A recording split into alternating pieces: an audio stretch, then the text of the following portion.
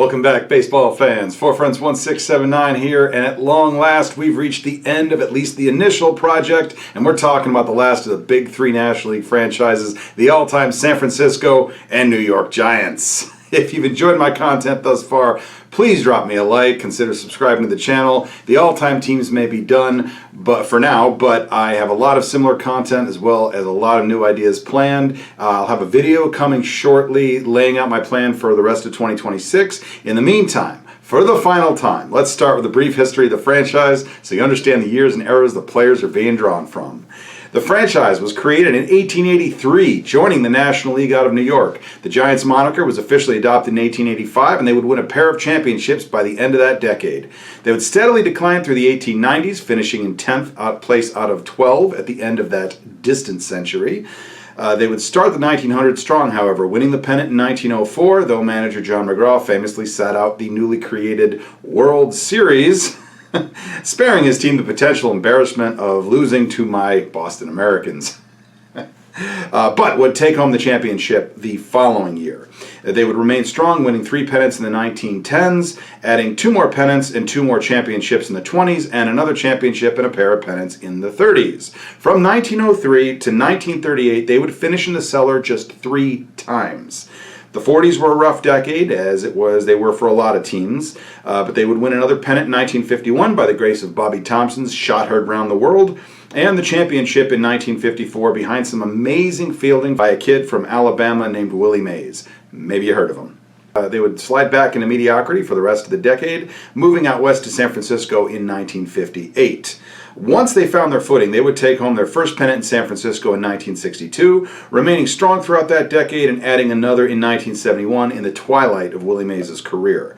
The 1970s and early 1980s would be a rough time for the Giants, marked by a steady decline in the rankings, culminating in 2 truly terrible teams in 1984 and 1985. If you're interested in seeing a once proud franchise at their worst, check out those 2 teams. I know there's a video about the 84 Giants floating around. You can probably find it on YouTube. And they actually got worse in 85, a year that would end up as the team's only 100-loss season in their entire 143-year history. They would quickly rebuild after that, winning their division in 1987 and the pennant in 1989. They would finish just a single game behind the Braves in 1993 and win their division in 1997. The 2000s would start with another division win and a pennant in 2002 and another division win in 2003. Before falling back to the middle of the pack until the 2010s, where they would win 3 more world championships and a wild card. Since 2017, they've been a mostly middling franchise, with their division win in 2021 as the lone bright spot, but this is a team with a long and storied history and Hall of Fame legends to spare, and we are recognizing players from all across that rich history. So, without further ado, let's get into the 40-man roster of the all-time San Francisco and New York Giants.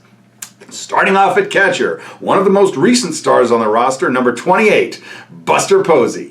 Humbus was a 7-time All-Star, 5-time Silver Slugger, named Rookie of the Year in 2010, Most Valuable Player in 2012, and won the Gold Glove in 2016. He took home the batting title in 2012, driving in over 100 runs and leading the league in Ops Plus that year as well. Across a dozen seasons in San Francisco, Posey hit .302 with a 129 OPS Plus. He will be eligible for election to the Hall of Fame in 2027 and is generally considered a strong candidate. In his representative season, he won the batting title, hitting .336 with 24 homers, 103 RBI, and a league-leading 171 OPS Plus. From a recent star to a trip in the Wayback Machine, he's backed up by Buck Ewing. Ewing won the home run championship in 1883. Incredibly fleet-footed for a catcher, he achieved double figures and triples 7 times, reaching 20 and leading the league in 1884. He also stole over 30 bases 3 times, topping 40 in 1892 and 50 in 1888. Ewing hit .306 with a 146 OPS Plus over 9 seasons and was inducted to the Hall of Fame in 1939. In his representative season, he hit .306 with 6 home runs, 58 RBI, and a 158 OPS Plus. And rounding out what should one day be a trio of Hall of Famers at catcher, Christy Mathewson's favorite catcher, Roger Bresnahan. Bresnan led the league in walks in 1908. The Duke of Trolley hit .293 with a 139 OPS plus across 7 seasons and was inducted to the Hall of Fame in 1945. In his representative season, he hit .283 with 1 home run, 54 RBI, a league-leading 83 walks, and a 137 OPS plus. In the top spot at first, should we put the outfielders in the lower deck or the upper deck because it's number 44, Willie McCovey. Stretch was a 6-time All-Star and 3-time home run champion. He was named Rookie of the Year in 1959 and Most Valuable Player in 1969. He smashed over 30 home runs 7 times, twice topping 40, delivered a pair of 100 RBI seasons, twice leading the league, a pair of 100-run seasons, and a trio of 100-walk seasons, leading the league in 1969. His 45 intentional walks that year remains a single-season record for any player not named Barry Bonds. McCovey hit .274 with a 150 OPS plus over 19 seasons, spanning 2 stints with the club. He's a member of the 500 Home Run Club. His number was retired in 1980, and he was inducted to the Hall of Fame in 1986. In his representative season, Big Mac hit .320 with 45 home runs to win the crown and a league's best 126 RBI, 101 runs scored, 121 walks, and a league-leading .453 on-base percentage, .656 slugging, 1108 ops, and .209 OPS plus. That is a hard act to follow, but he's backed up by the last National League player to hit 400 in a season, number 3, Bill Terry. Memphis Bill was a 3-time All-Star and won the batting championship in 1930, hitting over 400. He reached the 200-hit plateau 6 times, leading the league in 1930. He drove in over 100 runs 6 times and scored over 100 runs 7 times, leading the league in 1931. He clubbed over 40 doubles twice and reached double figures and triples 5 times, reaching 20 and leading the league in 1931. Smiling Bill hit .341 with a 136 OPS plus over 14 seasons. He was inducted to the Hall of Fame in 1954, and his number was retired in 1984. In his representative season, Terry won the batting title, hitting .401 with 23 homers, 129 RBI, 139 runs scored, 15 triples, a league-leading 254 hits, and a 158 OPS plus. And completing a trio of Hall of Famers at first base in the Wayback Machine is Roger Connor.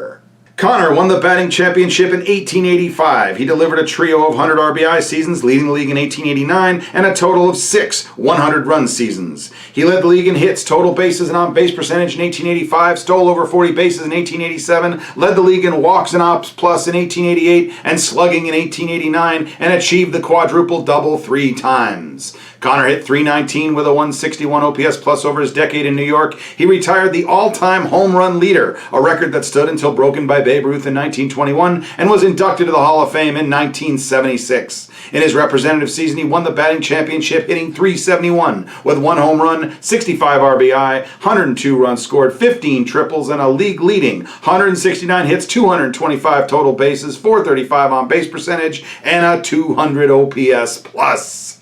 Laughing all the way to the top spot at second is Larry Doyle. Doyle won the batting championship in 1915. He led the league in hits twice and smacked 40 doubles, also leading the league in 1915. On the base paths, he reached double figures and triples 6 times, topping 20 and leading the league in 1911. He stole over 30 bases 5 times, also achieving the quadruple double and scoring over 100 runs in 1911. Doyle hit .292 with a 127 OPS plus over 13 years, and in his representative season hit .310 with 13 homers, 77 RBI, 102 runs scored, a league-leading 25 triples, 38 stolen bases, and a 154 OPS plus. He's backed up by the Fordham Flash, Frankie Frisch. Frisch delivered a pair of 100 RBI seasons and scored over 100 runs 4 times, leading the league in 1924. He turned in a pair of 200-hit seasons, also leading the league in 1924. He reached double figures and triples 5 times and hustled his way to a trio of 30 stolen base seasons, topping 40 and leading the league in 1921, and he led the league in total bases, achieving the quadruple double in 1923. Over 8 seasons, Frisch hit .321 with a 116 OPS plus and was inducted to the Hall of Fame in 1947. In his representative season, he hit .328 with 7 home runs, 69 RBI, a league's best 121 runs scored, 15 triples, and a 130 OPS plus. And rounding out second base is newly minted Hall of Famer number 21, Jeff Kent. Kent was a 4-time All-Star, 3-time Silver Slugger, and named Most Valuable Player in 2000. He crushed a trio of 30 home run seasons, a pair of 100-run seasons, and cleared 100 RBI in all 6 years on the club. Kent hit .297 with a 136 OPS plus over 6 seasons and will be inducted to the Hall of Fame in 2026. In his representative season, he hit .334 with 33 home runs, 125 RBI, 114 runs scored, and a 162 OPS plus. At the hot corner in the Wayback Machine is Art Devlin. Devlin stole over 30 bases 4 times, twice topping 50 and leading the league in 1905. In the field, he led the league in assists 3 times, putouts and fielding percentage in 1908, and double plays in 1909. Over 8 years, Devlin hit .268 with a 111 OPS plus, and in his representative season hit .299 with 2 home runs, 65 RBI, 54 stolen bases, and a 142 OPS plus. Bring in the thunder. He's backed up by the Carson Crusher number 9, Matt Williams. Matt the Bat was a 4-time All-Star, 3-time Gold Glover, 3-time Silver Slugger, and won the Home Run Championship in 1994. He delivered a pair of 100 RBI seasons, leading the league in 1990, and scored over 100 runs in 1993. Williams hit .264 with a 122 OPS plus over a decade in San Francisco, and in his representative season hit .294 with 38 homers, 110 RBI, 105 runs scored, and a 137 OPS plus. And since it's the Giants and we have to have a Hall of Famer at every position, we finish up at third with Freddie Lindstrom. Lindstrom turned in a pair of 100 RBI seasons, a pair of 100-run seasons, and a pair of 200-hit seasons, leading the league in 1928 and reached double figures in triples in 1925. He hit .318 with a 112 OPS plus across 9 seasons and was inducted to the Hall of Fame in 1976. In his representative season, Lindstrom hit .379 with 22 homers, 106 RBI, 127 runs scored, 231 hits, and a 141 OPS plus. Starting off at shortstop is Travis Stonewall Jackson. Jackson reached double figures in triples 3 times, achieving the quadruple double in 1929 and drove in over 100 runs in 1934. In the field, he led the league in assists 4 times and double plays and fielding percentage twice each. He hit .291 with a 102 OPS plus over 15 seasons and was inducted to the Hall of Fame in 1982. In his representative season, Jackson hit .294 with 21 homers, 94 RBI, 12 triples, 10 steals, and a 110 OPS plus. In the Wayback Machine, he's backed up by George Davis. Davis delivered a trio of 100 RBI seasons, leading the league in 1897 and scored over 100 runs 4 times. He reached double figures in triples 4 times, topping 20 in 1893, and stole over 30 bases 6 times, with 4 seasons over 40 and over 60 in 1897, twice achieving the quadruple double. Over 10 seasons spanning 2 stints with the club, Davis hit .332 with a 132 OPS plus and was inducted to the Hall of Fame in 1998. In his representative season, he hit .353 with 10 home runs, a league's best 135 RBI, 112 runs scored, 10 triples, 65 stolen bases, and a 144 OPS plus. And rounding out the infield is Art Fletcher. Fletcher stole over 30 bases in 1913 and in the field led the league in assists 4 times and fielding percentage twice. He hit .275 with a 100 OPS plus over 12 years, and in his representative season hit .260 with 4 home runs, 62 RBI, and a 103 OPS plus. Moving into the outfield, to some he's considered the greatest player that ever lived, while others just see him as the Balco Bomber. There is no denying the impact, for better or worse, of number 25, Barry Bonds.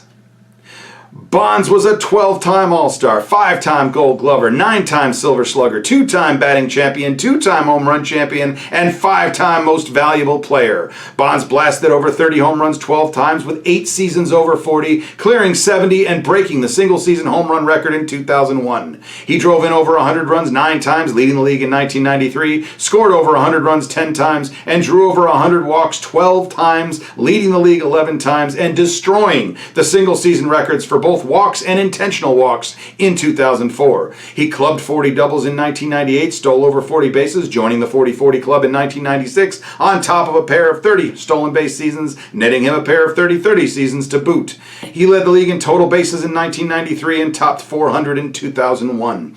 He led the league in on-base percentage 8 times, setting the single-season record in 2004, slugging 5 times, setting the single-season record in 2001, ops 6 times, setting the single-season record in 2004, and ops plus 6 times, setting the single season record in 2002.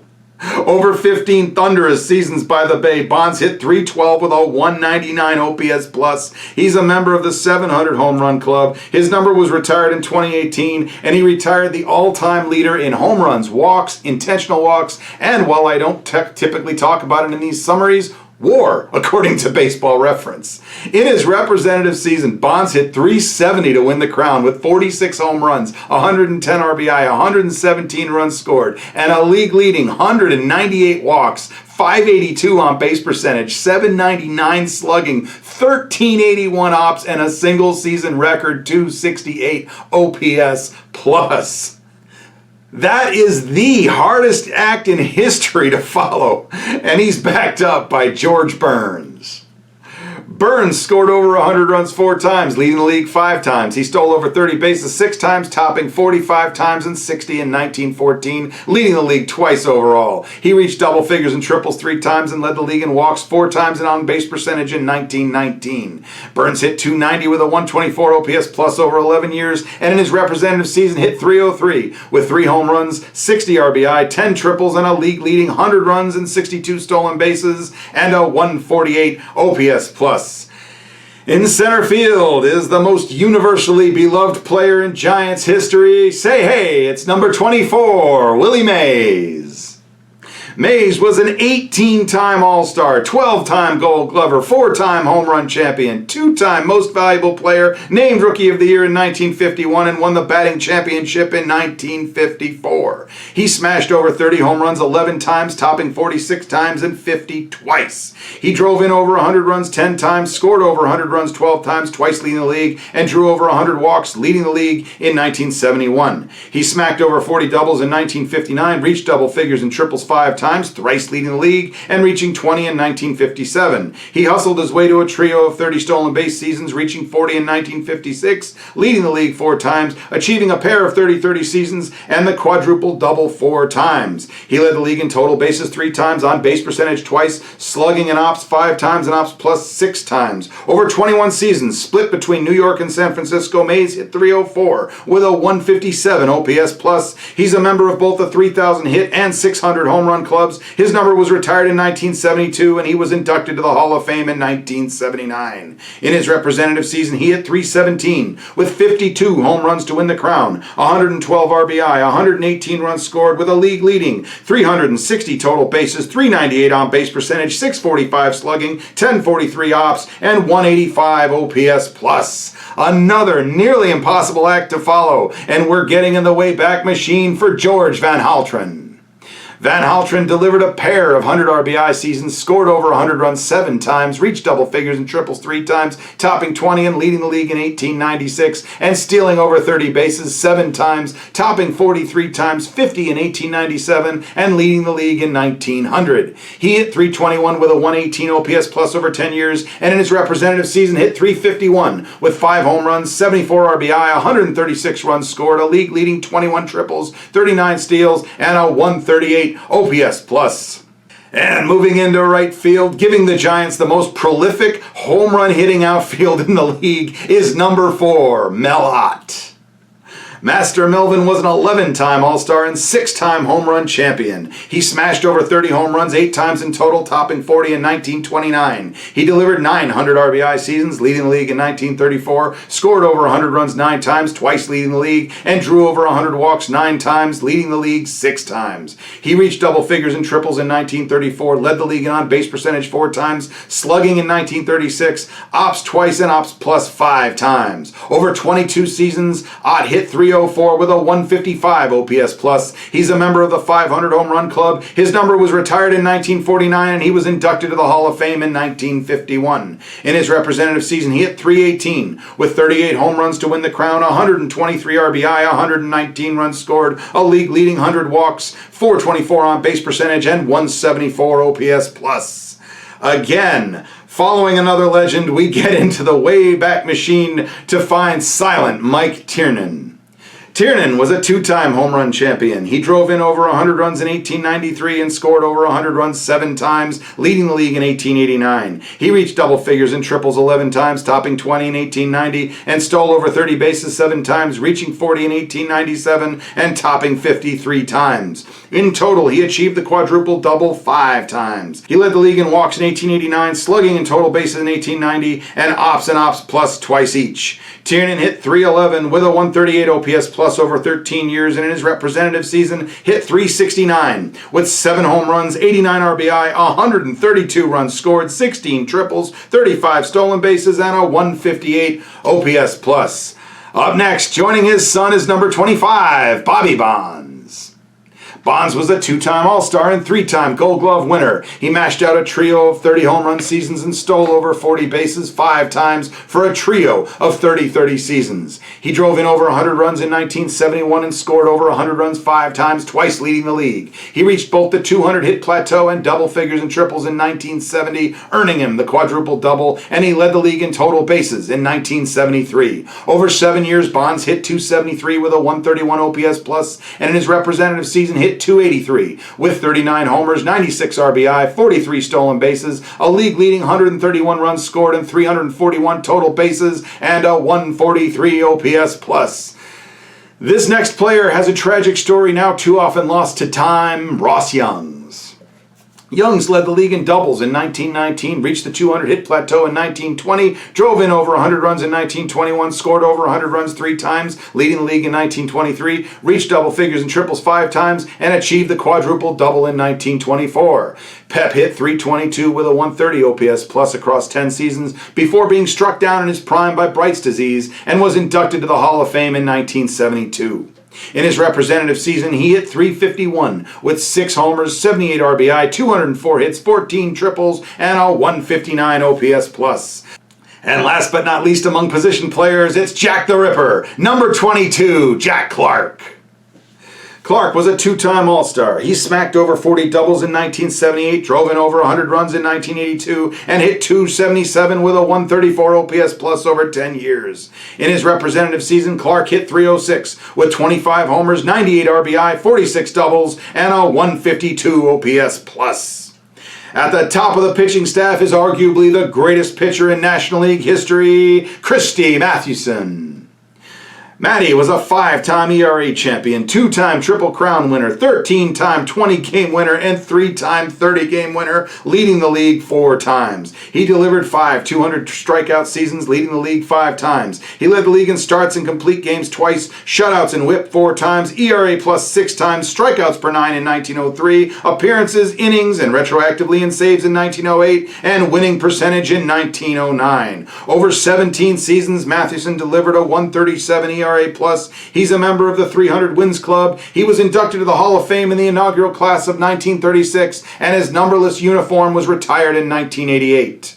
In his representative season, Mathewson won the Triple Crown with 37 wins against 11 losses, with 259 strikeouts, a 143 ERA, and a league-leading 56 games, 44 starts, 34 complete games, 11 shutouts, 5 saves, 390.2 innings pitched, 827 whip, and 169 ERA plus. That's certainly a hard act to follow, but we're just getting started as our top lefty is the meal ticket, number 11, King Carl Hubbell. Hubbell was a 9-time All-Star, 2-time Most Valuable Player, 3-time ERA champion, and 5-time 20-game winner, leading the league 3 times. Hubbell led the league in winning percentage twice, ERA plus 3 times, whip 6 times, shutouts in 1933, complete games and retroactively in saves in 1934, strikeouts in 1937, and strikeouts per 9 in 1938. Over 16 seasons, Hubbell earned a 130 ERA plus. His number was retired in 1944, and he was inducted to the Hall of Fame in 1947. In his representative season, he led the league with 23 wins against 12 losses, with 156 strikeouts, a 166 ERA to win the crown, and a league-leading 10 shutouts, 308.2 innings pitched, 982 whip, and 193 ERA plus. He's followed by the Dominican dandy, number 27, Juan Marichal. Marichal was a 9-time All-Star, 6-time 20-game winner, twice leading the league, and 1969 ERA champion. He turned in 6 200 strikeout seasons, led the league in complete games, shutouts, innings pitched, WHIP, and ERA plus twice each, and winning percentage in 1966. Over 14 seasons, Marichal spun a 124 ERA plus. His number was retired in 1975, and he was inducted to the Hall of Fame in 1983. In his representative season, he went 22-13 with 240 strikeouts, a 2.13 ERA with a league-leading 10 shutouts, and 169 ERA plus. Up next in the Wayback Machine is the Hoosier Thunderbolt, Amos Rusi. Rusi was an 8-time 20-game winner and 4-time 30-game winner, 2-time ERA champion, and won the Triple Crown in 1894. He struck out over 200 batters 5 times, 3 times topping 300, and leading the league 5 times in total. He led the league in starts twice, shutouts 4 times, strikeouts per 9 5 times, and appearances, complete games, innings pitched, and ERA plus in 1894. Over 8 seasons, Rusi turned in a 137 ERA plus and was inducted to the Hall of Fame in 1977. In his representative season, he won the Triple Crown with 36 wins against 13 losses, 195 strikeouts, a 2.78 ERA, and a league-leading 50 starts, 3 shutouts, 141 WHIP, 4.0 strikeouts per 9, and a 188 ERA plus. Going even further back is his immediate predecessor as Giants ace, smiling Mickey Welch. Welch was a 7-time 20-game winner, 3-time 30-game winner, and a 40-game winner in 1885. He struck out over 200 batters 3 times, topping 300 in 1884, and led the league in winning percentage in 1885. Welch delivered a 119 ERA plus over 10 seasons. He's a member of the 300 Wins Club and was inducted to the Hall of Fame in 1973. In his representative season, he went 39-21 with 345 strikeouts, a 2.50 ERA, and 120 ERA plus. Back to the golden age, we've got the only pitcher ever to be turned down by Vaseline for an endorsement offer, number 36, Gaylord Perry. Perry was a 2-time All-Star and 2-time 20-game winner, leading the league in 1970. He struck out over 200 batters 4 times, led the league in innings twice, and starts and shutouts in 1970. Over 10 seasons, Perry greased a 119 ERA plus. He's a member of both the 300 Wins and 3,000 Strikeouts Club. He was inducted to the Hall of Fame in 1991, and his number was retired in 2005. In his representative season, he led the league with 23 wins against 13 losses, with 214 strikeouts, a 3.20 ERA, a league-leading 41 starts, 5 shutouts, and 328.2 innings pitched, en route to a 1.25 ERA plus. A final trip in the Wayback Machine, it's smiling Tim Keefe. Sir Timothy was a Triple Crown winner in 1888, 2-time ERA champion, 5-time 20-game winner, 4-time 30-game winner, and a 40-game winner in 1886, twice leading the league. He delivered 4 200 strikeout seasons, topping 300 and leading the league in 1888. He led the league in WHIP, strikeouts per 9, and ERA plus twice each, appearances, starts, complete games, and innings pitched in 1886, and shutouts in 1888. Over 6 seasons, Keefe turned in a 129 ERA plus. He's a member of the 300 Wins Club and was inducted to the Hall of Fame in 1964. In his representative season, Keefe won the Triple Crown, winning 35 games against 12 losses with 335 strikeouts, a 174 ERA, with a league-leading 8 shutouts, 937 WHIP, 6.9 strikeouts per 9, and 156 ERA plus. Moving forward to the most modern player on the team, it's number 40, Madison Bumgarner. Mad Bum was a 4-time All-Star, 2-time Silver Slugger, and named both NLCS MVP and World Series MVP in 2014. He delivered a trio of 200 strikeout seasons, leading the league in starts twice and complete games in 2015. He rang up a 120 ERA plus over 11 years, and in his representative season went 18-9 with 234 strikeouts, a 293 ERA, a league-leading 4 complete games, and a 130 ERA plus. Moving back in time, it's Matty's one-time co-ace, the Iron Man, Joe McGinnity. McGinnity was the 1904 ERA champion, a 4-time 20-game winner and 2-time 30-game winner, thrice leading the league. He led the league in innings pitched twice, retroactively in saves 3 times, appearances 5 times, starts in complete games in 1903, and winning percentage, shutouts, WHIP, and ERA plus in 1904. Over 7 seasons, McGinnity delivered a 119 ERA plus and was inducted to the Hall of Fame in 1946. In his representative season, he led the league with 31 wins against 20 losses, with 171 strikeouts strikeouts, a 2.43 ERA, and a league-leading 55 games, 48 starts, 44 complete games, and 434 innings pitched, en route to a 1.40 ERA+. Coming back to modern times, it's Big Sugar, number 18, Matt Cain. Cain was a three-time All-Star. He led the league in starts in 2008 and complete games in 2009. He cooked up a 1.08 ERA plus across 13 years, and in his representative season went 14-8 with 171 strikeouts, a 2.89 ERA, a league-leading 4 complete games, and a 1.47 ERA plus. And rounding out the starting pitchers is number 43, Johnny Antonelli. Antonelli was a 5-time All-Star, 2-time 20-game winner, and won the ERA title in 1954. He led the league in winning percentage and ERA plus that year, and shutouts twice. Over 7 years, Antonelli delivered a 1.24 ERA plus, and in his representative season went 21-7 with 152 strikeouts, a 2.30 ERA to win the crown, with a league-leading 6 shutouts and 1.78 ERA plus. At the top of the bullpen is number 46, Gary Lavelle.